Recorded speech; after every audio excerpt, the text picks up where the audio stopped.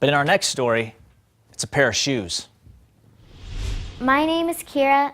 I'm 9 and I'm a fighter.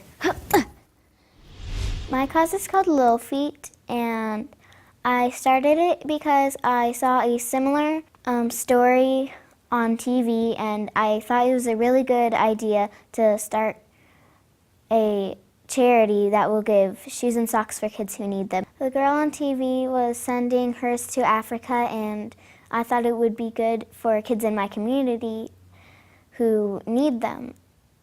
And then I decided, why don't I do my own charity called Lil Feet? So our daughter Kira, who's 9, came to us and started to ask us if she could get and gather shoes for kids that didn't have any. And we thought, okay, what did you see? What did you hear? But we said, all right, we'll think about it. I told my parents a lot of times that I wanted to start this, and they didn't believe me at first, but when I wrote it in my letter to Santa, they said, okay, this is what she really wants. You know, her letter to Santa said this year, says, Dear Santa, this year I'd like 4 pairs of shoes and socks for kids who need them, a sign that says Lil Feet, a computer, a Furby, and it says, I've been very good this year, love Kira. We knew she was serious. When she starts asking Santa to have something for other people other than herself, you know, we talked about it and she came up with the name called Lil Feet. And so Christy put a post on Facebook. And it just sort of went viral. You know, it was just like Kira wanted. Friends of friends and people that we didn't even know started responding saying, hey, I know this person, or I've got shoes I can donate, or I can send you some socks, and I have people at my workplace that want to help. So all of a sudden, we were getting packages from Connecticut, New York, California, you know, and then people would come to our house with bags of shoes and socks, just locally, and it was just overwhelming. When we posted it on Facebook, we were really surprised to see people that we didn't even know asking where to donate, and it's kind of like a chain reaction where we told our friends, and our friends told their friends, and their friends told their friends, and it kept on going, and it got all across the country.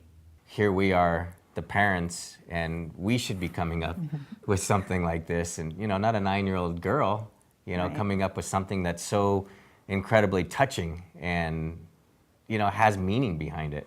And I think that's what a lot of people decided they really wanted to help, because I think they felt the same way. You know, here's a young girl who wants to do something to help better her community, so how can we not be a part of this? It kind of makes me feel happy because we've collected a lot of shoes for kids who need them, and we already donated all of them. We collected 84 pairs of shoes and 62 packs of socks. Well, I think it comes from, you know, her being with CCV, the teachers that are there, that are always there for the kids on the weekends. I mean, it is just drilling into them the love that God has, the love that people have for them, and just to see her sprouting with goodness. Not only that, it's Kira, you know, our daughter, that's, you know, starting this and inspiring us, especially as parents and as a family, to work together, but that it's touched so many other people in their hearts, and just the outpouring of love and generosity that has happened because of this is just, it's completely overwhelming to me, and it just makes me cry. An inspiring word to tell kids who want to start their own charity: if you have a dream, do it.